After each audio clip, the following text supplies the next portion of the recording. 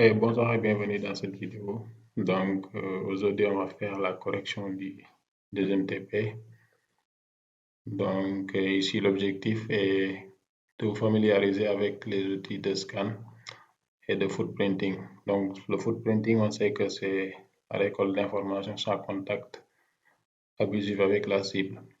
Alors que le scanning, là, il faudrait qu'il y ait au moins contact avec la cible pour pouvoir faire du scanning. Donc, c'est ça l'objectif de ce TP. On va essayer de le suivre et de le mener à bien. Donc, la première chose à faire, c'est que vous devez mettre votre prompt, mettre le terminal. La première chose à faire, c'est que vous devez personnaliser le terminal. Vous devez y mettre votre nom. Donc, votre nom doit figurer sur le terminal. Donc là, je vous avais montré une méthode lors de la configuration du laboratoire qui était beaucoup plus simple. Donc, on va utiliser cette méthode. Cette commande même ne marche pas avec les dernières versions de Kali. Je l'ai essayé, mais ça ne marche pas. Donc, vous avez vu, j'ai copié la commande. Donc, avec Shift Insert, vous avez vu. Maintenant, je vais remplacer ici le prénom et le nom. Le nom, je mets Ahmed. Puis, je mets Hak et le nom, je mets Ahmed.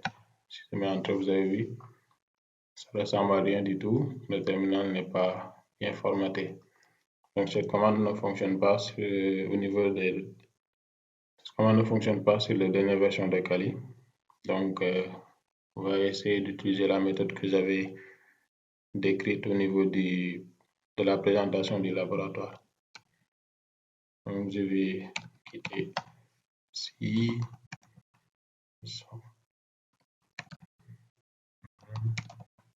On va relancer un terminal. Sudo, on se met en mode route. On augmente un peu, on ouvre notre terminal. C'est en mode route. Donc, on zoome un peu. D'accord. Maintenant, on va utiliser cette méthode. On va mettre juste hostname.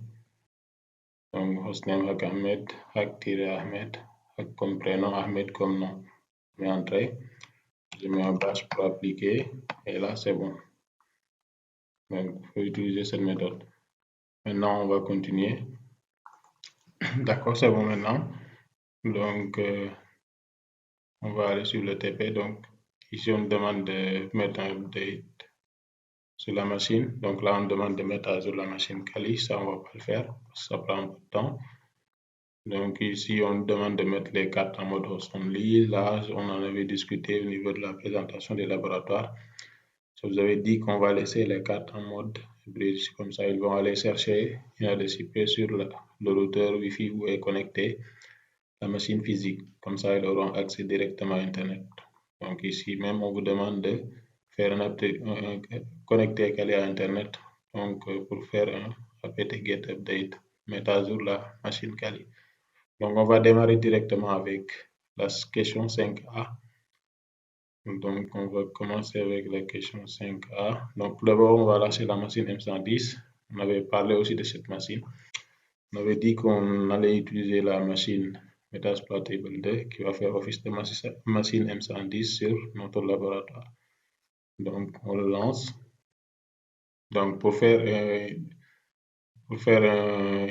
utiliser la commande ping, il faudrait d'abord connaître l'adresse IP de la machine M110. Ça, on va voir comment on peut trouver l'adresse IP sans pour autant entrer les identifiants de la machine M110. Donc, on va scanner le réseau et voir c'est quoi l'adresse IP de la machine M110.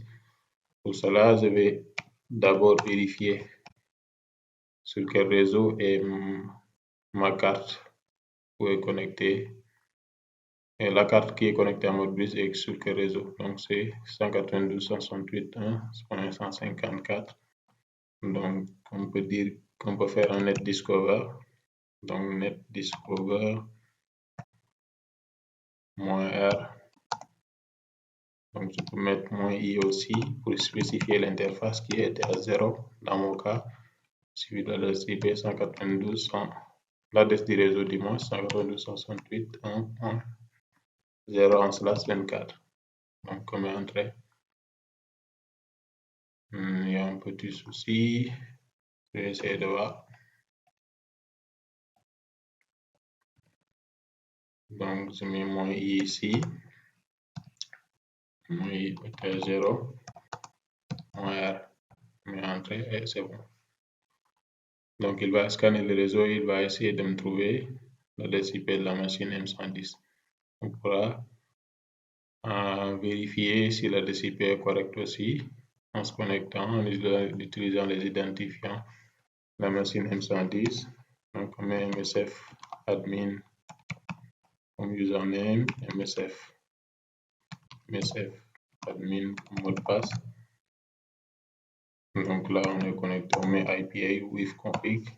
On voit que l'adresse IP c'est 192.168.1.162. Donc on l'a trouvé ici. Ça est là. Donc c'est bon. Donc la première question c'est de vérifier la communication de la machine Kali et la machine M110. On va essayer de pinguer la machine. Donc on avait vu que l'adresse IP de la machine M110 c'est 192.168.1.162. Donc là, on voit que la communication passe. Donc ici, communication passe, on voit que le TTL64, ce qui spécifie que c'est une machine Linux. Donc ici, on voit le temps. Et ici, si on arrête avec CTRL-C, donc on peut voir les statistiques. On a 3 paquets transmis. Il a reçu 3 paquets, 0% de paquets perdus. Donc, il a une bande de temps en millisecondes.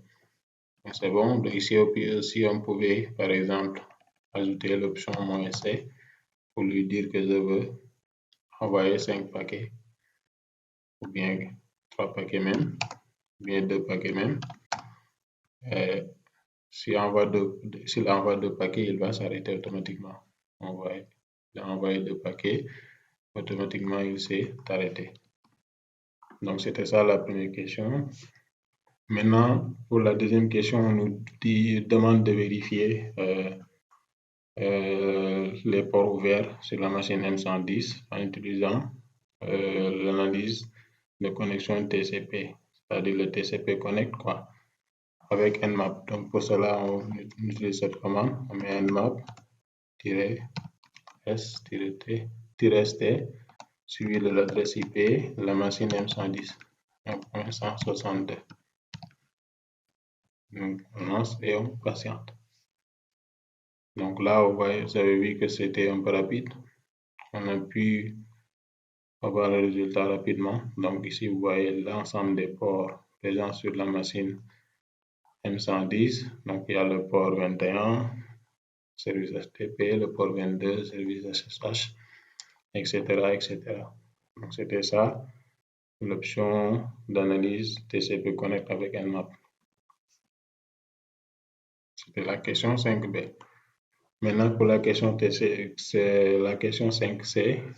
Donc, on demande de faire l'analyse avec l'option TCP-SYN. Donc, l'analyse SYN est l'option d'analyse par défaut.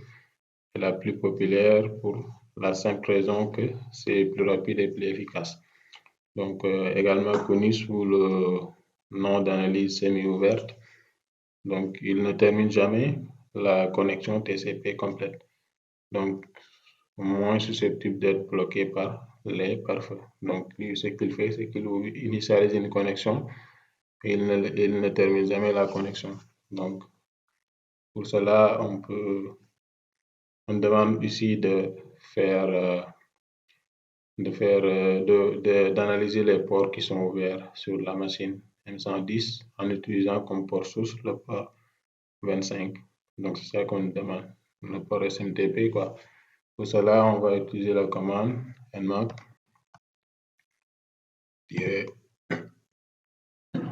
on va utiliser la commande nmap-s, petit s et grand S aussi, on met source. Donc, sur ce port, pour lui dire que c'est le port 25, suivi de l'adresse IP, la machine M110.168.1.162. Donc, on lance et on patiente. Donc là, vous voyez, on a pu avoir les ports ouverts sur la machine en utilisant comme en ayant comme port source le port 25 qui est le port SMTP. Donc ici, il y a aussi une autre méthode pour le faire. Donc on pourrait utiliser la commande ici nmap-s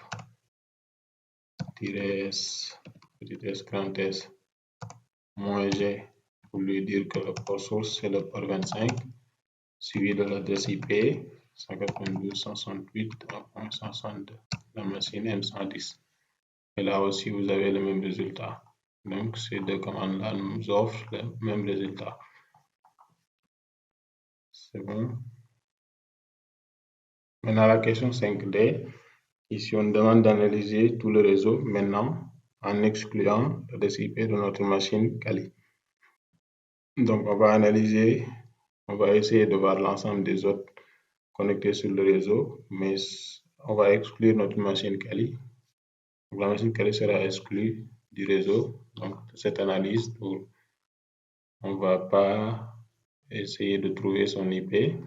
Donc, l'analyse va se baser sur les autres IP qui sont sur les autres qui sont connectés sur le routeur Wi-Fi, mais pas notre machine Kali.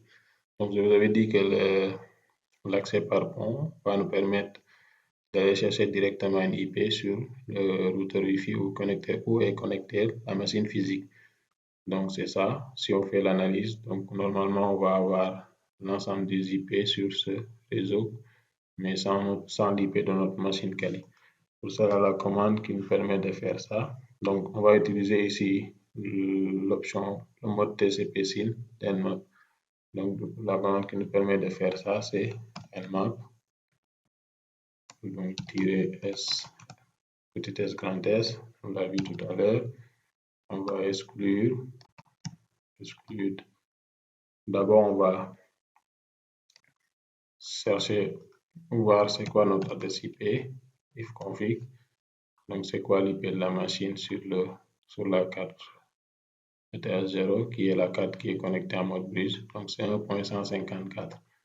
Donc, on met nmap-s grand S, exclure, on va exclure maintenant notre adresse IP, qui est 192.168.164, je crois. Je vais vérifier à nouveau. 1.154. Donc, c'est 1.154. Maintenant, suivi de l'adresse IP du réseau 192.168.1.0/24. Donc, on lance l'analyse.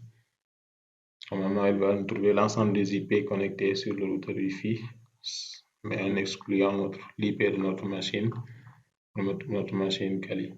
Donc, vous voyez ici, on a l'adresse IP du routeur qui est 192.168.1. Donc, on a aussi une machine 192.168.147. Là, je crois que peut-être c'est ma machine physique, je vais vérifier ça.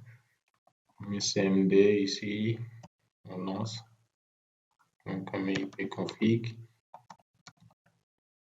Donc, sur la carte Wi-Fi. Voilà, c'est ma machine physique, c'est 192.168.147. Donc, c'est ça.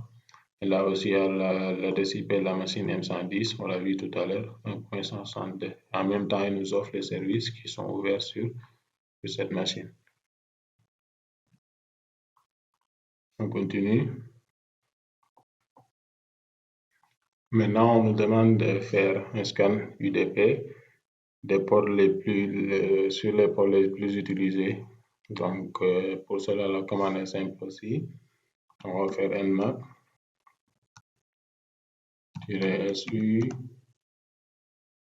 -p. Maintenant, là, on va spécifier les ports les plus utilisés. On a le port 53 qui est le DNS, le port 111 et le port 137, suivi de l'adresse IP de la machine M110.192.168.162. On lance et là, vous avez l'ensemble des ports les plus utilisés. Maintenant, la question 5F. Donc là, on nous demande de trouver le service qui se cache derrière le port 21 ainsi que sa version. Donc, par défaut, on sait que sur le port 21, c'est le service FTP qui tourne sur le port 21. Maintenant, pour s'en assurer, donc on va mettre un nmap ici, nmap.sp, ça c'est pour connaître la version, .p pour spécifier le port, donc c'est le 21, suivi le IP 192.168.1.162. On lance et on patiente. Donc ici, vous voyez qu'on a ici, vous voyez ici, on a port 21, utilise la connexion TCP, statut du port, c'est-à-dire s'il est ouvert, fermé, infiltré ou autre. Donc c'est open, donc service, donc c'est le FTP. Là, on a la version. Donc ici, ça c'est une version vulnérable. On a une version de FTP vulnérable ici. Donc c'est pas l'objectif de cette vidéo, mais je vais vous montrer. Donc vous pouvez faire un charsploit. Mais charsploit, on copie le VSFTP 2, 3, 4. On met entrée. Donc là, vous allez tomber sur des exploits. Ici, on a un exploit qui peut être exécuté. Donc, on télécharge l'exploit, on l'exécute pour avoir la main sur la machine cible, ou bien on va utiliser Metasploit pour avoir la main sur la machine cible. Donc, ce n'est pas l'objectif de cette vidéo. Donc, on va voir ça peut-être plus tard. Donc, ça, c'était la question 5F. Maintenant, la question 5G. Donc là, on nous demande le nom et la version de l'OS, c'est-à-dire le nom et la version de la machine cible, quoi. Donc, dans cette partie, nous allons déterminer le nom et la version du système d'exploitation. Pour cela, la commande est simple. On peut faire juste un nmap-o suivi de l'adresse IP, la machine cible. 162, on lance et on patiente. Donc ici, ce qui nous intéresse, c'est ici. Donc on a l'OS ici, on voit que c'est du Linux. Et le noyau, c'est du 2.6. Donc c'est ça qui nous intéresse ici. C'était la question 5G. Donc là, pour la question 5As, on nous demande de vérifier si le FTP admet une connexion anonyme. Pour cela, il y a deux méthodes à faire. Donc on peut utiliser les scripts NSE, comme on peut utiliser la méthode Brita, c'est-à-dire l'option -A pour voir l'ensemble des services qui tournent et exécuter en même temps des scripts qui va nous permettre de détecter des fichiers tels que des robots.txt sur le serveur web et de voir en même temps si le FTP admet une connexion anonyme. Donc pour cela, donc on va utiliser la commande. La première commande, c'est nmap -script,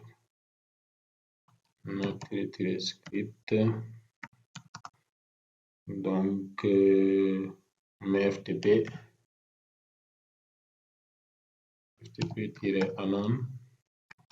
-anon.nse. Maintenant, suivi de l'adresse IP de la cible qui est 192.168.1.162 sur le port 21, IP21. Donc c'est ça. Si on met entrée, donc vous avez vu, on a ici FTP anon, anonymous FTP allo8, anonymous FTP login allo8. Donc ça veut dire que le FTP admet une connexion anonyme. On peut tester ça. On met FTP, on va se connecter sur l'adresse IP 192.168.162 qui est la machine M110. Et là, on va se connecter en tant qu'anonymous. Anonymous. Entrée. Et là, vous voyez, on n'a pas besoin de mettre un mot de passe, on met juste entrée. Et là, on est bien à l'intérieur du serveur FTP. On peut commencer à faire l'énumération. Donc ici, il y a aussi une autre méthode qui permet de faire ça. Pour faire un map, suivi de l'option -A, suivi du port 21. Ensuite, l'adresse IP 192.168.1.162. On met entrée et on patiente. Et ça nous permet aussi d'avoir le même résultat. Vous voyez, ça a été assez rapide même. Donc ici, on a Anonymous FTP login algorithme. Donc ça nous permet de savoir si le serveur FTP admet une connexion anonyme. C'est le cas concernant ce serveur, c'est le cas. Donc ça, c'était la question 5H. Maintenant, la question 5I, c'est là où peut-être qu'il y aura un peu de différence pour ceux qui utilisent la machine M110. Moi, je vous avais dit dès le début que j'utilise la machine Exploitable 2 qui va faire office de machine M110 sur mon laboratoire. Donc là, on nous demande de voir si la machine M110 admet la version SSH V1 qui est obsolète. Donc c'est ça qu'on nous demande de faire. Donc on va vérifier ça. On verra que ce n'est pas le cas sur la machine Metasploitable 2 qui fait office de machine M110 pour moi sur ce laboratoire. Peut-être que vous allez avoir un résultat différent, mais si vous l'avez aussi, il faut le mentionner. Donc on met nmap-sv. Maintenant on met --script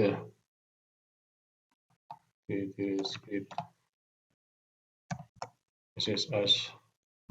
Donc c'est sshv1.nse suivi de l'adresse IP 192.168.1.162. Maintenant, on met -p suivi de l'adresse, suivi du numéro de port. Le port SSH, c'est le 22, on met entrée. Comme ça sera beaucoup plus rapide. Donc ici, le protocole, c'est du 2.0, donc ça ne marchera pas. Il n'y a pas de vulnérabilité sur le protocole SSH sur cette machine. Donc il y a aussi une autre méthode qui nous permet de découvrir facilement la version du serveur SSH qui tourne sur la machine cible. C'est celle, on va utiliser par exemple ici notre carte NC suivi de l'IP 192.168.1.106.162 suivi du port qui est le 22, on met entrée. Là, automatiquement, on voit que c'est du SSH 2.0, donc c'est pas vulnérable. Ça, c'était la question 5i. Donc, la question 5j, c'est une question qui va nous prendre un peu de temps parce que l'analyse est un peu lente. Donc, dans cette partie, nous allons utiliser le script vuln, donc c'est la machine M110 pour voir s'il y a des services vulnérables sur la machine. Donc, pour cela, on va utiliser la commande nmap suivi de l'option -a qui est l'option brutale qui va tout casser, suivi des scripts, par exemple égal à vuln, script égal à vuln qui va tester l'ensemble des services pour voir si ces services présentent des vulnérabilités, suivi de l'adresse IP 192.168.1.162. Donc là, on met entrée et on patiente. Ici, la commande s'est exécutée normalement, ça a pris un peu de temps. Donc, si vous lancez cette commande aussi, il faudra être patient. Donc, ici, on a détecté quelques vulnérabilités. Donc, je vous avais parlé de la vulnérabilité des services VSFTPD tout à l'heure. Donc, ici, vous voyez, il a mis statut vulnérable exploitable. Donc, la vulnérabilité est présente et elle est exploitable. Donc, il nous donne même le CVE ici en bas. Donc ici, pour le serveur FTP, on a trouvé une vulnérabilité. Pour le SSH, je vous avais dit qu'il n'y avait pas de vulnérabilité. Vous avez vu qu'il n'a pas trouvé. Le Telnet, même chose. SMTP, même chose. Non, pour le SMTP, il a trouvé. Donc, il a vu. Vous avez vu ici, il a mis statut vulnérable. Donc ici, il nous donne en même temps le CVE. Donc, on peut aller chercher cette vulnérabilité, l'exploiter. Donc, on va essayer de descendre aussi pour voir les autres services. Le DNS, il n'y en a pas, 5.53. HTTP, on va essayer de voir. Donc, on descend. Donc, c'est ça l'objectif de cette commande. Il nous montre l'ensemble des vulnérabilités qui peuvent être exploitables sur les services qui tournent sur la machine cible. Donc, c'était ça l'objectif de cette commande. Donc ici, on voit des informations. On peut les regarder Donc ici, on a une vulnérabilité DOS attaque qui peut être exploitée. Là aussi, au niveau du port 1099, on a aussi une vulnérabilité ici, donc, etc., etc. Donc, c'est ça l'objectif de cette commande. Donc, on continue. C'était la question 5J. Donc, là, on va passer à la question 5K, où on parle de ZenMap. ZenMap qui est juste comme un map, mais en mode graphique, quoi. Donc, c'est un map en mode graphique. Donc, c'est pas présent au niveau des dernières versions de Kali. Donc, j'ai eu à l'installer, je suis passé par son repo GitHub. Donc, peut-être que je vais vous montrer au niveau des capsules de vidéo comment l'installer. Donc, une fois installé, donc ça se trouvait par exemple ici, de place. Je l'avais mis au niveau de l'outil. Donc, ici c'est une map. Donc, je vais me déplacer pour le dossier map. Map, on met entrée, on met ls. On va se déplacer sur ZenMap. C'est ZenMap qui nous intéresse ici. ZenMap, on met entrée, on met ls pour lister. Donc ici, vous voyez ZenMap ici. On peut lancer ça avec la commande Python 3. ZenMap, on met entrée. Et ça se lance. Donc ici, on nous demande de faire un scan SYN sur les ports 200, sur les ports de 20 à 440. Donc pour cela, on va mettre ici l'adresse IP 192.168.1.162. Et ici, on va prendre le scan. Ici, on va prendre le port ici. Et là, on va spécifier les ports. 20 ici et 440. Donc, on peut cliquer sur scan et attendre que le scan se fasse. Donc, vous voyez, il commence à scanner. Donc, vous voyez ici le port 25 qui est ouvert, le port 139 ouvert, le port 80 ouvert, le port 21 ouvert aussi. Donc, c'est la même chose qu'un map, mais c'est juste en mode graphique. C'est ça, quoi. Donc, on peut voir ici les ports qui sont ouverts. Ici, 21, 22, 23, 25, 53, 80, 111, 139. Et l'analyse n'est pas encore terminée. Donc, il peut trouver d'autres ports qui sont ouverts. Ici, vous voyez, c'est le port au niveau de l'onglet Nmap Output. Donc là, c'est la sortie, quoi. Donc ici, on voit ici l'ensemble des ports qui sont ouverts.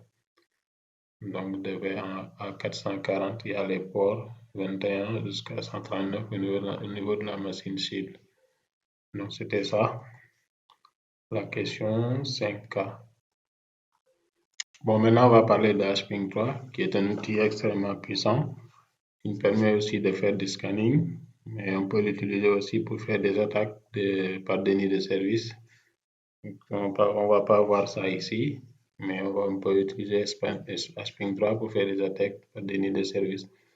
Donc là, on nous demande de visualiser les options d'HPing3. Là, c'est la question 6. Donc, on met HPing3-H pour l'ensemble des options. Ici, vous voyez, il y a l'ensemble des options d'HPing3. Donc, vous pouvez vérifier ça, regarder de plus près, voir les commandes qu'on peut exécuter avec HPing3 et les arguments qu'il peut prendre, etc., etc. Donc, c'était ça, la question 6. Maintenant, la question 6A. Donc, là, on nous demande d'envoyer 3 paquets ICMP de type 8. C'est des echo requests, quoi. Donc, et on va visualiser le trafic avec Wireshark. Donc, pour cela, on va lancer d'abord Wireshark. Wireshark, on lance la ligne de commande.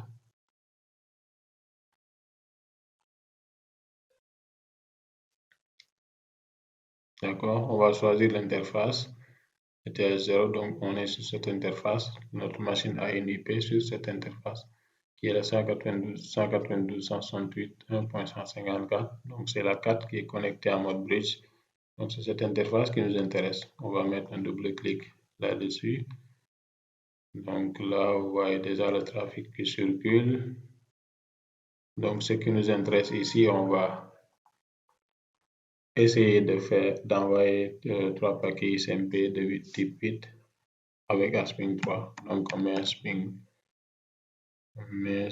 3, donc tiret 1, moins grand C, 8, donc de type 8, sur le IP de la cible 192.168.1.162, et on va envoyer 3 paquets. Donc, c'est moins C3, ça veut dire 3 paquets. Donc, il va envoyer 3 paquets, il va s'arrêter. Maintenant, on va aller sur Wireshark. On va arrêter d'abord la capture. On va filtrer sur le protocole ICMP. Donc, on met ICMP, on met entrée. Donc, on a envoyé 3 paquets, mais normalement, on va avoir 6 paquets. Pourquoi? Parce que chaque paquet envoyé, il y aura une réponse de la cible. Donc, on aura ici, si vous regardez bien, notre machine Kali a comme adresse IP 192.168.1.154. Et la machine cible a comme adresse IP 192.168.1.162. Donc, ici, le protocole, c'est ICMP. Donc, vous voyez, c'est un ping, c'est un echo request ici. Donc, c'est un echo request, c'est une requête. Donc, il y aura un echo reply de la cible. Donc, ici, on voit maintenant, c'est la cible qui est devenue la source ici. Et notre machine Kali sera la destination. Donc, c'est un echo reply. Donc, on peut développer ici en bas au niveau d'ici pour voir plus de détails. Donc, vous voyez ici, on a un type, c'est du type 8, echo ping request de type 8. Donc, c'est ce qu'on nous demande de faire ici. Donc, si on descend sur l'autre paquet, vous voyez que c'est de type 0. Donc, ça, c'est la réponse. Donc là, pour chaque paquet envoyé, il y aura une réponse. Donc, ce qui fera 6 paquets ICMP. Donc, ça, c'était la question 6A. On passe à la question 6B maintenant. Donc, la question 6B, on parle des timestamps ici. Donc, l'option TCP timestamp permet d'afficher l'eurodata TCP. Il peut être utilisé pour estimer la fréquence de mise à jour de l'eurodata et le temps de fonctionnement du système distant. C'est récupérer l'eurodata du paquet, quoi. Donc, pour cela, on va essayer de faire ça en utilisant comme port de destination le port 80 avec un SYN. Donc, ici, on va voir, depuis combien de temps la machine cible est connectée. Donc, on va mettre Asping 3. Donc, tu compte. Ça veut dire 3 paquets. On va envoyer 3 paquets. SYN, de type SYN, destination, port, qui est le port 80,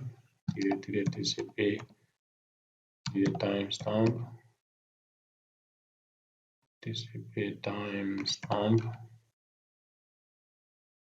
on suivre le TCP de la cible qui est 192.168.1.162.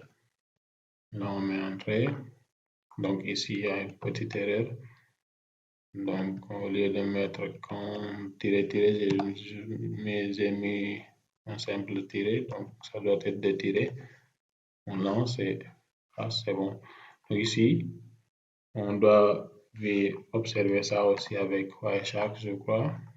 Donc, on va relancer Wireshark ici. Continue user save.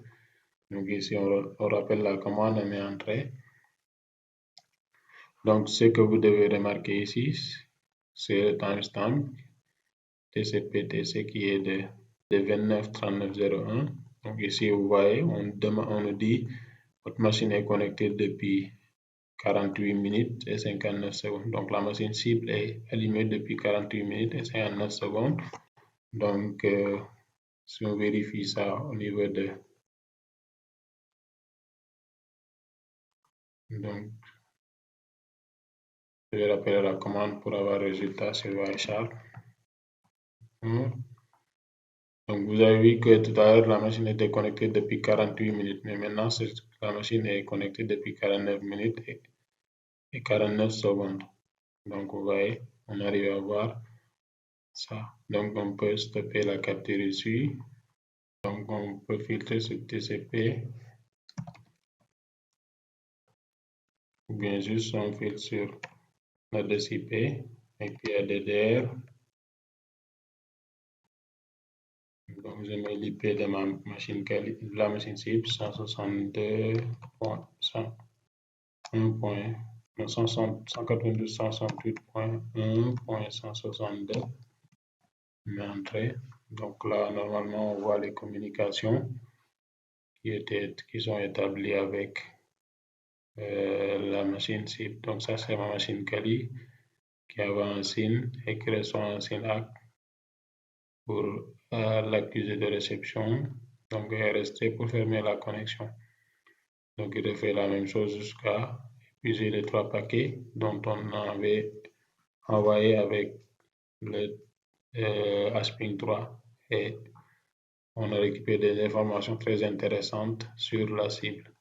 Donc, ici. Ça, c'était la question 5B, 6B du moins. Donc, on passe à la question 6C. Donc, la question 6C, on nous demande d'utiliser Asping 3 afin d'envoyer des signes F1. Donc, un paquet fin est utilisé pour mettre fin à la connexion TCP, entre le port source et le port de destination. Généralement, une fois le transfert terminé, lancer Wireshark pour voir. Donc, on va lancer Wireshark pour voir. Généralement, une fois le transfert terminé. Donc, on va lâcher Wireshark pour voir.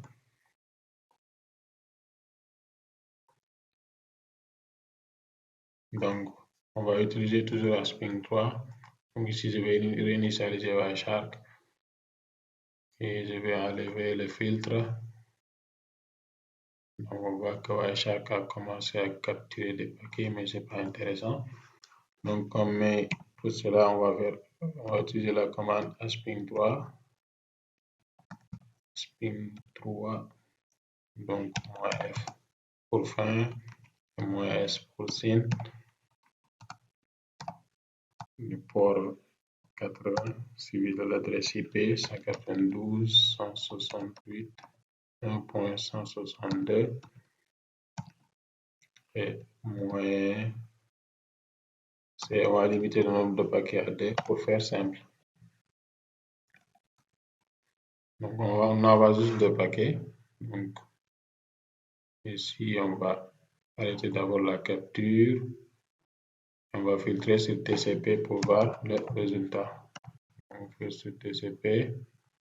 Ou bien j'ai filtré encore sur l'adresse IP, ce sera beaucoup plus simple. On met entrée. Donc là, on va voir les paquets envoyés et les réponses. Donc ici, la machine Kali envoie. Donc la machine M110 reçoit. Donc les paquets fait un signe. Donc il répond avec un signe ACK pour dire qu'il a accusé réception. Donc là, la machine Kali ferme la connexion avec un RST. Donc c'est ça. Donc je veux voir les détails ici. Vous voyez le port de destination, c'était le port 80. On a spécifié ça au niveau de la commande. Donc c'était ça qu'il fallait voir ici. Donc c'était la question 6C, je crois. Maintenant on passe à la question 6D. Donc pour la question 6D, on va utiliser UDP53, UDP sur le port 53. Donc ici on demande de scanner le port UDP53 tout en remplaçant, donc tout en nous spoofant, on va spoofer l'IP source par l'adresse IP 192.168.1.254. Donc on va lancer Wireshark pour observer les résultats. Donc pour cela aussi, je vais réinitialiser, d'abord enlever le filtre ici, je lance Wireshark Je reviens. Maintenant, la commande qui va nous permettre de faire ça, c'est asping 3 -spouf suivi de l'adresse IP dont on veut spoofer 192.168.254 -P sur le port 53 suivi de l'IP de la machine cible 192.168.162. On lance. Donc maintenant ici je vais arrêter la capture et je vais filtrer sur CMP. Est-ce que ça... Non. Donc on va filtrer sur l'adresse IP dont on a spoofé. Donc je vais mettre IP addr égale donc ici je vais mettre .254 pour vous montrer que maintenant au lieu, c'est ma machine Kali qui envoie les requêtes, mais il a spoofé l'adresse IP 192.168.1.254. Donc c'est lui la source maintenant et la destination sera toujours la même destination qui est la machine M110. Donc ça c'était la question 6D. Maintenant on va passer au 7e. On va utiliser les autres outils qui vont nous permettre de faire des scanning. Donc ici on va utiliser Netcat. On a vu ça tout à l'heure même, donc on va essayer d'approfondir ici. Donc pour la question 7A, on demande de scanner tous les ports entre 10 et 100 en utilisant Netcat. En utilisant Netcat, pour cela, la commande est nc-z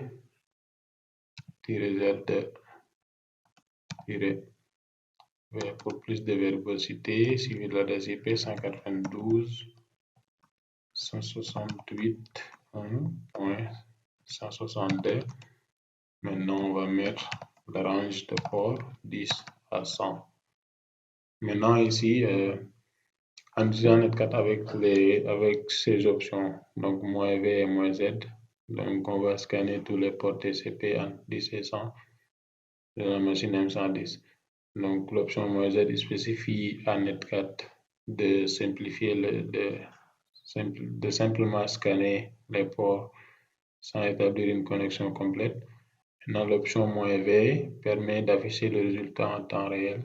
Donc c'est la verbosité quoi. Donc si on met entrée, donc vous voyez, et il a fait ça par ordre décroissant. Il a commencé par le port le plus grand jusqu'au port le plus petit.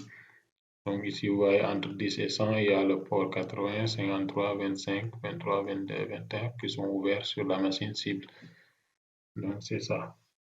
C'était la question 7A. Maintenant, pour la question 7B, donc on demande de scanner tous les ports IDP entre 1 et 1054. Donc pour cela aussi, on va utiliser Netcat NC, on va mettre ZUV suivi de l'adresse IP 192.168.162. On va mettre le range de port ici à 1054. Donc là, on va avoir beaucoup. Donc ici, on va avoir beaucoup de ports. Parce qu'ici, il ne fait pas la différence entre. Il va scanner quand même tous les ports. Il va scanner quand même tous les ports.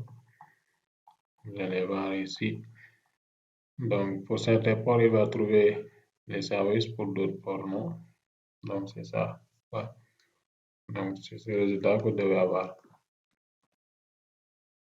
Donc, maintenant, on va passer au 7e, qui est l'utilisation de l'outil package. Bon, on s'est limité à la question 7C.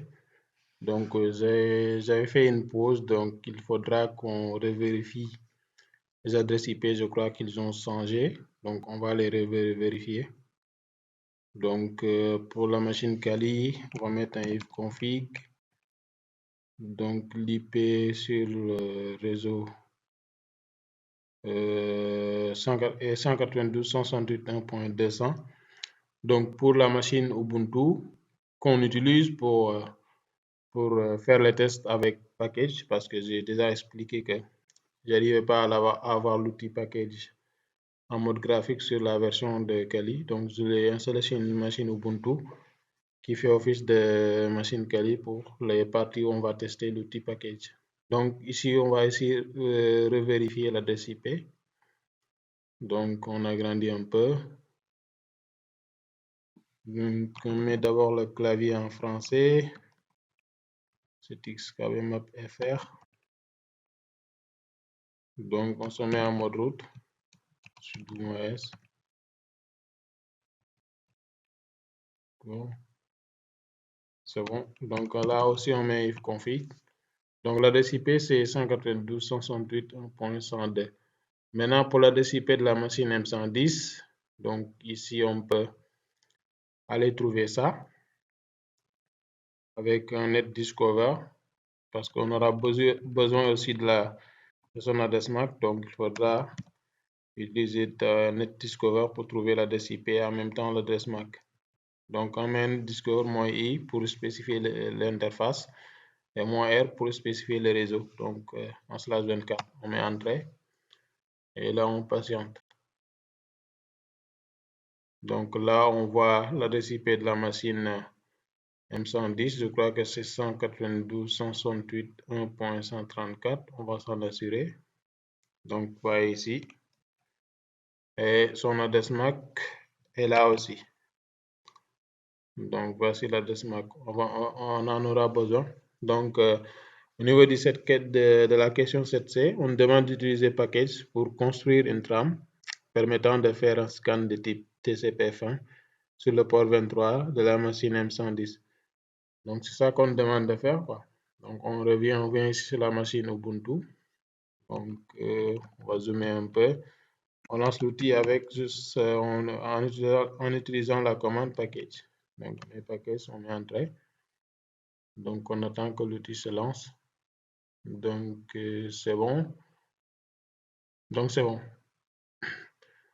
Maintenant l'outil s'est lancé. Donc ici on demande l'adresse MAC de destination. Donc ça sera l'adresse MAC de la machine M110. On l'a trouvé tout à l'heure. Donc on va aller le copier ici.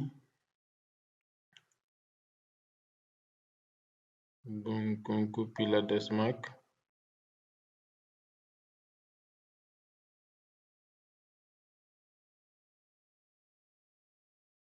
On copie sélection.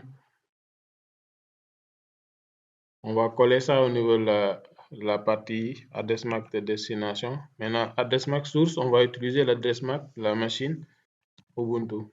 Donc, on met un ifconfig pour voir l'adresse MAC de la machine sur la carte réseau qui est en mode bridge. Donc, on copie l'adresse MAC ici. On va coller ça aussi au niveau de l'adresse MAC source. Maintenant, on descend un peu. Ici, on nous a dit que on doit construire un paquet de type TCP fin. Donc, on coche TCP ici et on coche fin ici. Donc, on va mettre les ports source et destination. Donc, le port de destination sera le port 23.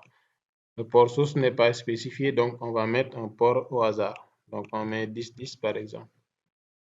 Et ici, on va d'abord donner l'interface. Donc, c'est l'interface NS33. On met OK. Et maintenant, qu'est-ce qu'on va faire? On va lancer Wireshark au niveau de la machine Kali pour récupérer les informations. Donc, on lance Wireshark pour capturer le paquet. C'est bon, maintenant, on choisit l'interface était à 0. Et là, on va revenir sur la machine Ubuntu et envoyer le paquet. Donc, on va cliquer Send sur Send. Ok, j'ai oublié aussi les adresses IP, donc je ne les ai pas mis. Donc, pour l'adresse IP source, l'adresse IP de destination sera l'adresse IP de la machine M110. Donc, c'est 192.168.1.134. L'adresse IP source, je vais spécifier l'adresse IP de la machine Ubuntu. Donc, c'est 1.102. Donc, c'est 192.168.1.102. Et là, on peut cliquer sur Send. Donc, le paquet est envoyé. On va venir sur la machine Ubuntu. Donc, on va stopper d'abord la capture. La machine Kali, on va stopper d'abord la capture. Et là, on va filtrer sur l'adresse IP de la machine M110 qui est 101.134. Donc, on met 1.134. Et donc là, vous voyez le paquet. Le paquet est là. Donc, c'est un paquet TCP de type fin. TCP fin. Donc ici, si on développe ici, par exemple, on choisit le paquet. Donc ici, vous voyez au niveau de la couche liaison de données, donc c'est là où communiquent les adresses MAC. Donc vous verrez l'adresse MAC qu'on a spécifié comme adresse MAC source. Donc c'est-à-dire l'adresse MAC de la machine Ubuntu et l'adresse MAC de destination qui est l'adresse MAC de la machine M110. Donc ici au niveau de la couche réseau, donc vous allez voir qu'on utilise le protocole IP à sa version 4. Donc ici, vous voyez l'adresse IP source qui est l'adresse IP de la machine Ubuntu et l'adresse IP de destination qui est l'adresse IP de la machine M110. Donc ici, on peut voir aussi les ports. Donc au niveau de la couche transport, donc où est utilisé le protocole TCP, vous voyez le port source, on avait spécifié 1010 et pour le port de destination, c'était le port 23. Donc c'était ça qu'il fallait voir ici. Donc pour la question 9, on parle de DRADIS. Donc DRADIS est un outil de gestion de la collaboration pour les équipes de sécurité informatique et les professionnels de la cybersécurité. Donc son nom complet est DRADIS Framework. Donc il est conçu pour faciliter le partage d'informations entre les membres d'une équipe travaillant sur des projets de sécurité. Par exemple, si on est une équipe, par exemple, de pentester et qu'on travaille, qu'on aille en mission, par exemple, dans une entreprise, donc, et qu'on veut partager les informations entre nous, donc on peut utiliser DRADIS comme ça. Par exemple, si quelqu'un est, par exemple, est assigné à une tâche de scanning, par exemple, il peut faire un scanning des machines de l'entreprise et faire, par exemple, mettre ça sur un fichier où il pourrait le mettre sur DRADIS comme ça. Les autres ne vont pas rester là à faire ce qu'on appelle le scanning. Donc, ils vont directement prendre le résultat du gars qui a fait le scanning et qui a mis ça sur DRADIS et utiliser ça pour faire ce qu'on appelle commencer à faire de l'énumération. Donc, c'est ça un peu. Donc, DRADIS est un outil donc, qui est par défaut présent sur les versions 2018 de Kali. Donc, pour cette partie, je vais utiliser la machine Kali 2018. Donc, on peut aussi l'installer sur les dernières versions, par exemple la version 2022.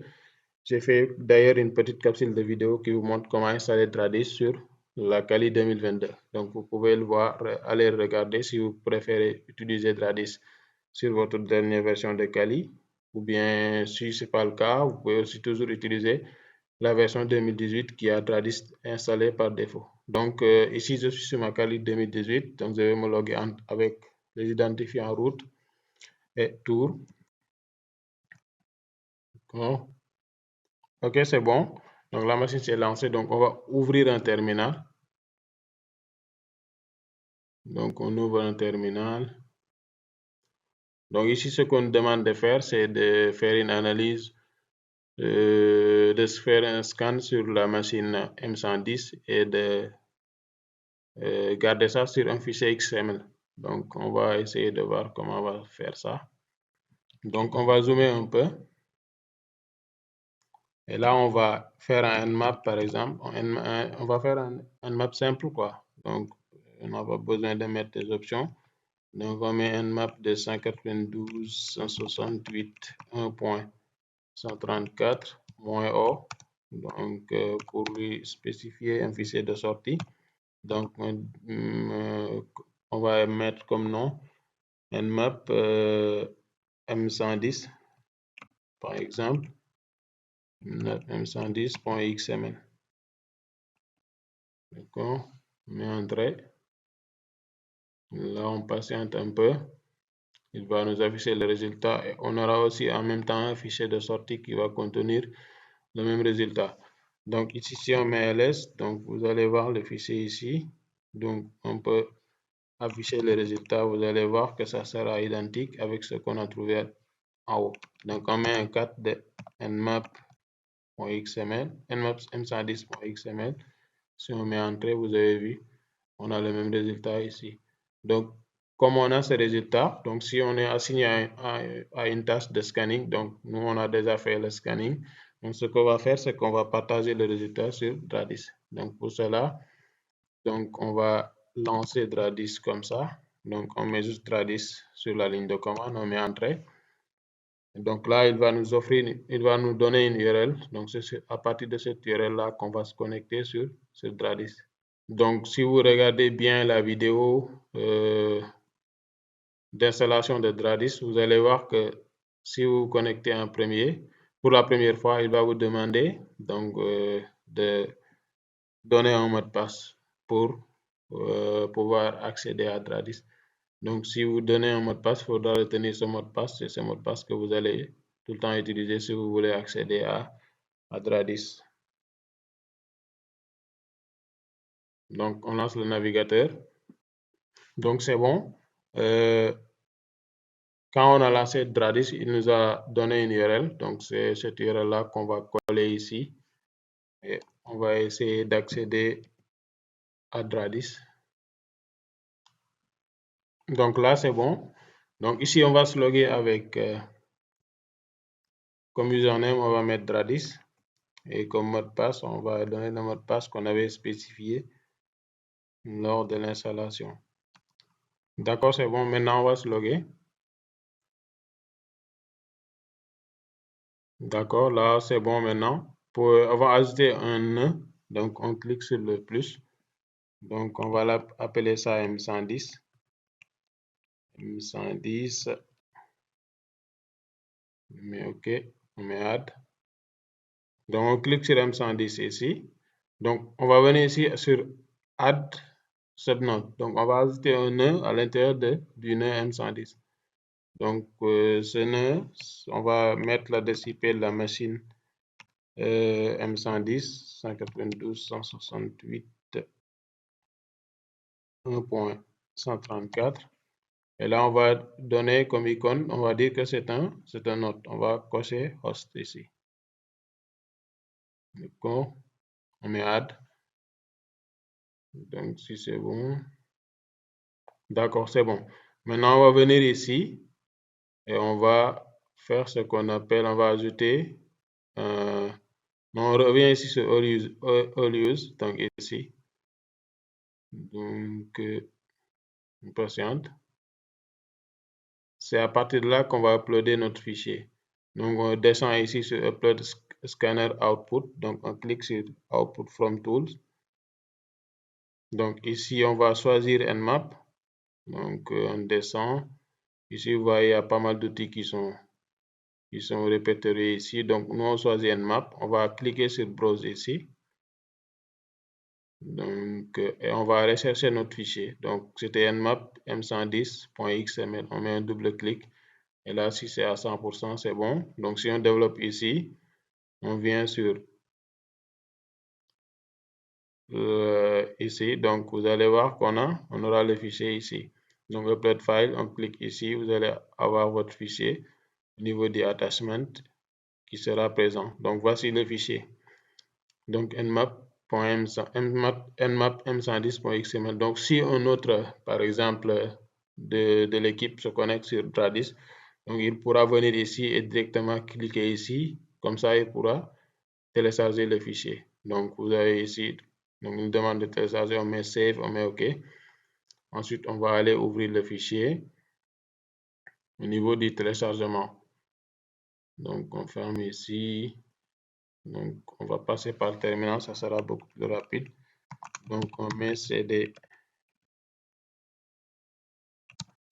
téléchargement.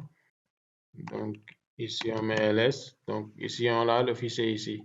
Donc, ça est là. Donc, on peut mettre un 4.nmap.xml. nmap.xml est là où vous allez avoir le résultat. Donc, c'est ça, on peut dire que c'est à ça que sert Dradis, quoi. Donc, c'est juste pour partager des documents entre personnes d'une même équipe. Donc, c'était ça. Donc, voici le document, c'est uploadé ici. Donc, si un autre, par exemple, un autre gars de l'équipe se connecte, donc il pourra facilement récupérer. Et en même temps aussi, s'il récupère et qu'il a fini aussi son boulot lui aussi, il peut uploader le fichier, le résultat qu'il a eu ici, comme ça, si un autre veut y accéder, il pourra y accéder facilement. Donc, on peut passer à la question 11, je crois. Donc, c'est là où on va parler de Maltigo. Donc, pour cela, on va rebasculer sur la Kali 2022. Maintenant, on passe à la question 11. Donc, on va parler de l'outil Maltigo. Donc, Maltigo est un outil de recherche et d'investigation en cybersécurité permettant la collecte et l'analyse d'informations sur des entités. Il utilise une interface graphique pour visualiser les relations entre divers éléments comme les personnes, les organisations, les adresses IP, etc. Donc, l'outil facilite la compréhension des connexions pour identifier des menaces potentielles et effectuer des enquêtes de sécurité. Donc, Maltigo est largement utilisé par les professionnels de la sécurité informatique pour simplifier des analyses et la gestion des risques. Donc, pour la question A, donc on demande donc à partir de la machine Kali en utilisant Maltigo de trouver les serveurs, les courriers, les serveurs DNS et les interfaces d'adresse IP de l'université Laval. Donc, pour cela, on va d'abord lancer Maltigo. Donc, on a déjà fait une capsule de vidéo sur comment installer l'outil. Donc, pour lancer l'outil, c'est simple. On met juste Maltigo, on met entrée. Donc là, je vais ouvrir un navigateur parce que j'en aurai besoin plus tard. Donc là, c'est bon. L'outil s'est bien lancé. Donc ici, on va prendre l'option Maltigo CE Free, donc l'option gratuite ou la version Community. Donc, on patiente. Donc ici, on va accepter le terme. Donc, ensuite, on clique sur Next. Maintenant, au niveau de la partie Login. Donc ici, ce que j'ai oublié de faire au niveau de la vidéo de l'installation de Maltigo, donc c'est de vous montrer comment vous devez créer votre compte. Donc, une fois arrivé ici, vous allez cliquer sur Register ici, Register here. Donc, il va vous rediriger vers une page où vous allez entrer vos identifiants, donc votre adresse mail, votre nom, etc.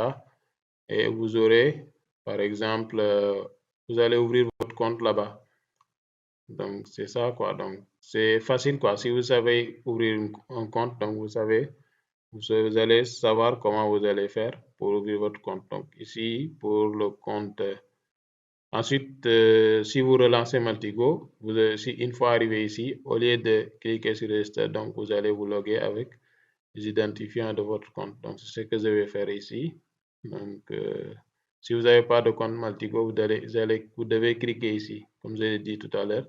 Donc, il va vous rediriger vers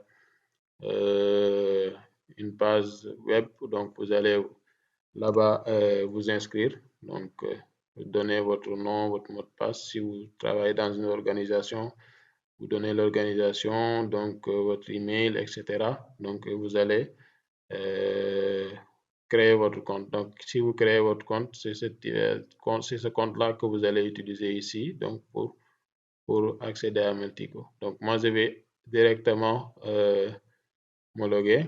Donc, c'est déjà un compte. Donc, c'est bon.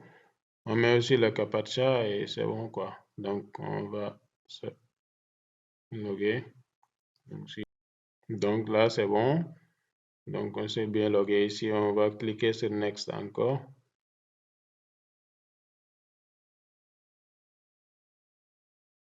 Donc là, il est en train d'installer les transformants. Donc, on patiente. Donc, c'est bon. On clique sur Next. Et Next. Finish. Donc, c'est bon. Pour créer un nouveau projet, on va cliquer sur New ici. Donc, c'est bon ici. Donc, ici, on a les outils qui nous intéressent ici. Donc, c'est là où on va les entités, quoi. Donc, les entités. Donc, c'est là où on va rechercher les entités. Donc, pour la question A, on nous demande de trouver les serveurs, les courriers, les serveurs de courrier les serveurs DNS, les intervalles d'adresse IP de l'université Laval. Donc, on va aller sur Google d'abord. Donc, on va chercher sur Google Université. Donc, voilà, il nous montre ici, on va cliquer là. Donc, voici le site de l'université. Donc, on va se connecter là-bas. On a juste besoin de notre domaine, quoi, ici. Donc, ilaval.ca. Donc, c'est de ça qu'on a besoin. Donc, on revient sur la machine Kali, sur Maltigo. Donc, on ferme ici. Donc, ici, au niveau des entités, on aura besoin de l'entité domaine. Donc, on va rechercher ici domaine, par exemple, au niveau de la barre de recherche. On va mettre domaine ici. Domaine, donc là, on va prendre ça. On va faire un glisser-déposer ici. Sur la partie graphe. Donc là, c'est bon. Maintenant, on va éditer ici. Donc, c'est là où on va coller le nom de domaine qu'on avait tout à l'heure copié au niveau du navigateur. Donc, ici, on va mettre un clic droit maintenant. Donc là, il y a les transformers. Donc, nous, on va utiliser All Transformers. Donc, on clique sur All Transformers. Et là, on patiente, quoi. Donc, il doit faire la magie lui tout seul. Donc, pour mon cas, j'ai installé beaucoup d'API. Donc, c'est pourquoi j'ai ces suggestions-là. Donc, là, vous avez vu, ça a commencé à trouver quelque chose. Donc, ici, on aura un maximum d'informations sur l'université. Donc, vous allez voir qu'on va avoir là les serveurs DNS, les serveurs de messagerie, les intervalles d'adresse IP, ou même, on aura même des adresses mail, par exemple, des adresses mail valides, qu'on pourra utiliser. Donc, vous allez voir. Donc, ici, vous voyez, on a un maximum d'informations sur l'université. Donc, grâce juste à son autre domaine, quoi. Vous allez voir que on va réussir à trouver les serveurs de messagerie. Donc, vous voyez ici, on a des adresses mail. Ce sont des adresses mail valides. Donc, vous pouvez le voir ici. Donc, les places d'adresse IP, on les voit déjà ici. Donc, vous voyez ici les places d'adresse IP. Donc, les intervalles d'adresse IP du moins, vous les voyez ici. Donc, là, on a un serveur DNS ici. Donc, c'est ça qu'on nous a demandé de trouver. On a un serveur DNS.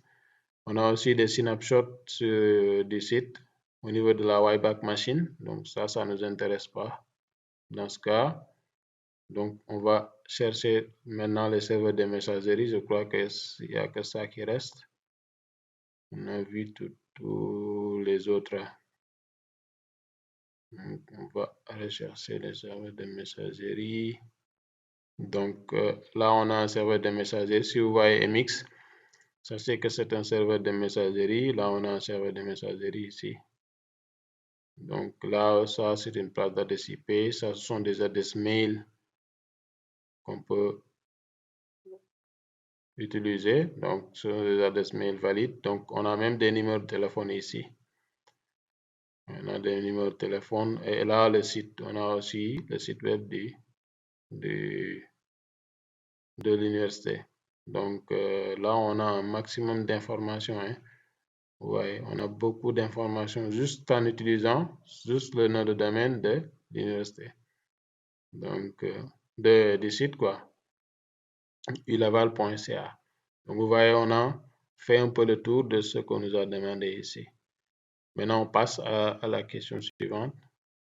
Bon, pour la question suivante, donc là, on demande d'utiliser les transformers de Maltigo pour voir ce qu'il peut dévoiler comme information sur vous. Donc, à partir de votre nom et de votre prénom. Donc, si on utilise nos informations, là, on n'aura rien du tout.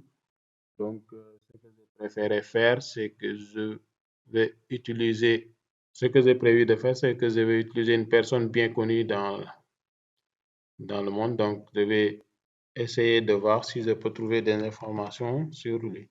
Donc, ici, on va rechercher entité personne, ici, au niveau des entités. Donc, on recherche personne. Donc, on va faire un glisser-déposer ici. Donc, c'est bon. Donc là, on va changer le nom. Donc, ici, on va mettre comme nom Mark Zuckerberg, donc le propriétaire de Facebook. Donc, on va essayer de voir ce qu'on peut trouver sur lui. Donc, on va cliquer, on fait un clic droit ici. Et là, on va aller sur All Transformers. Donc, on clique. Donc, on met Run. Donc, ici, j'ai installé pas mal d'API. Donc, c'est pourquoi il me demande de confirmer parfois. Donc, ici, je crois qu'il a terminé. On n'a pas trouvé grand-chose aussi. Donc, c'est un peu limité, hein, la version community, c'est un peu limité. Donc, on ne peut pas avoir beaucoup d'informations quand on utilise la version community. Donc, mais c'est comme ça qu'on fait des recherches sur Maltigo, quoi. Donc, grâce à ces des exemples qu'on a fait, je crois que vous pouvez vous lancer et essayer de faire ce qu'on appelle de l'OSINT, open source intelligente, donc sur une entreprise ou une personne donnée. Donc, c'était ça. Donc, on passe maintenant à la question 12. Donc, là où on parle de MetaGoofile. Donc, MetaGoofile est un outil de collecte d'informations open source qui est souvent utilisé dans le domaine de la cybersécurité et du piratage éthique. Donc, il est conçu pour extraire des informations sensibles à partir de documents publics en se concentrant principalement sur les métadonnées des fichiers. Donc, ici, pour l'installation, c'est simple. Donc, pour installer l'outil, il faut juste mettre un apt-get ou bien apt-install MetaGoofile. Donc, moi, je l'ai déjà installé. Donc, moi, Y pour répondre à oui à l'ensemble des questions qu'on va vous poser. Donc, ici, c'est bon. Comme je l'ai déjà installé, pour lancer l'outil, c'est simple. Donc, on met juste MetaGoofile pour lancer l'outil. Mais ici, on doit demander de faire MetaGoofile-h pour voir les options que peut prendre cet outil. Donc, il y a pas mal d'options ici. Donc, il y a -i pour URL timeout, -l pour max, -n pour download file limit, etc., etc. Donc, ici, on va passer maintenant aux questions. Donc, ici, on nous a demandé de comprendre et lancer la commande suivante. Donc, c'est une commande qui est donnée au niveau du TP. Donc, on lance MetaGoofile, on met MetaGoofile, donc -d. Donc, pour spécifier notre domaine qui est ico.ca, -t pour spécifier le type de document. Donc, on veut un document Word, donc -docx, -l par exemple, pour lui dire 200, et -n d'accord, et -n3, donc -o, on spécifie Kali, donc -f, on va donner le fichier de sortie qui sera Kali, pdf.html. Donc là, on lance et il va essayer de nous trouver des fichiers. Donc, cette commande-là est configurée pour rechercher des fichiers de type docx, donc sur le domaine ico.ca avec une limite de 200, donc 200 résultats, quoi. Donc, il ne doit pas dépasser 200 résultats. Donc, téléchargeant jusqu'à 3 fichiers par résultat. Donc, stockant donc les résultats aussi dans un dossier nommé Kali et générant un fichier HTML de sortie appelé kali.pdf.html. Donc, c'est un peu ça l'utilité de cette commande. Donc voilà, donc là on a le résultat. On vient d'avoir le résultat ici. Donc c'est bon. Tout ça, ce sont des URL qui mènent vers des fichiers qu'on peut télécharger. Donc ici, vous voyez, on a un fichier .docx. Donc je vais, par exemple, copier ça. On copie la sélection, on revient ici sur la machine physique, donc pour pouvoir télécharger les fichiers. Donc on colle le lien. Donc là, télécharger les fichiers. Donc là, on voit déjà les fichiers. Résumé d'un cas d'étude, etc., etc. Donc ça, c'est un fichier PDF, c'est un fichier Word. Donc c'est un fichier Word. On a pu trouver ça grâce à la commande meta-go-file. Donc là aussi, on a un autre fichier. Donc on peut récupérer beaucoup de fichiers intéressants sur le site. Donc ici, vous voyez aussi un autre fichier .docx, etc., etc. Donc c'était ça, cette question, la réponse à cette première question. Bon, pour la dernière partie, on va aller voir le TP.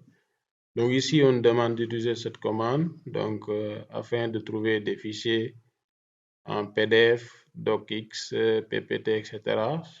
en utilisant comme nom de domaine OASP.org. Donc ici, ensuite, si on trouve ces fichiers, on va essayer de voir les utilisateurs et les versions de logiciels découvertes par la commande précédente.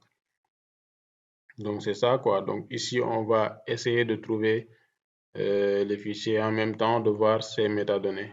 Métadonnées de chaque fichier, ça peut être long, mais pour connaître les auteurs, etc., les utilisateurs, les versions, par exemple, des logiciels si on découvre des logiciels, par exemple, donc pour connaître les auteurs et les versions, il faudra essayer de voir les métadonnées des fichiers trouvés. Donc, vous allez, par exemple, peut-être, on peut, pour avoir des choses intéressantes là-dessus.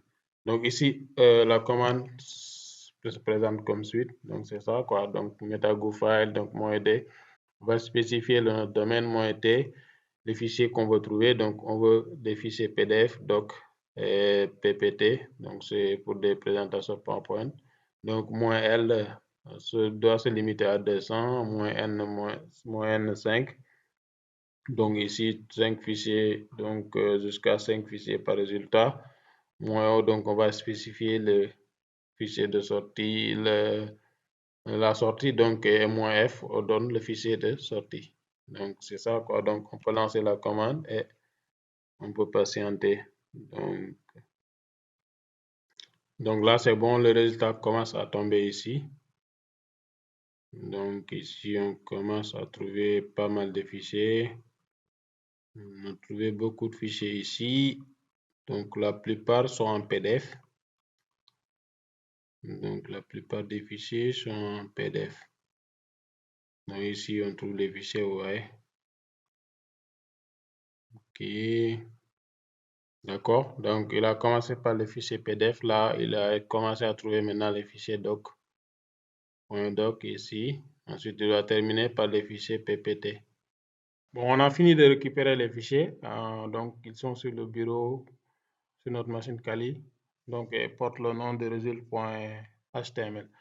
Mais là, je suis un peu confus par rapport à la question parce qu'on demande de trouver les métadonnées des fichiers trouvés, par exemple. Et à l'intérieur de ces fichiers, donc, à l'intérieur de ces métadonnées, on doit avoir des utilisateurs des versions des logiciels. Donc, d'après ce que j'ai compris, donc je dois trouver ces informations-là à l'intérieur des métadonnées. Donc, ce que je vais faire, donc, je vais utiliser le fichier result.html que j'ai trouvé ici. Donc, j'avais trouvé beaucoup de fichiers à l'intérieur, à savoir des fichiers PDF, des fichiers docx, etc., etc. Donc, on va essayer de récupérer quelques fichiers. Donc, on copie, on va faire la copie ici. Donc, on va ouvrir ça sur un lien. D'accord. On patiente un peu. Donc, voici le fichier. Voici le fichier. Donc, on peut sauvegarder le fichier, on peut le télécharger. Ensuite, pour avoir ces métadonnées, ça sera facile. Donc, on enregistre ça au niveau du bureau. Donc, on met save.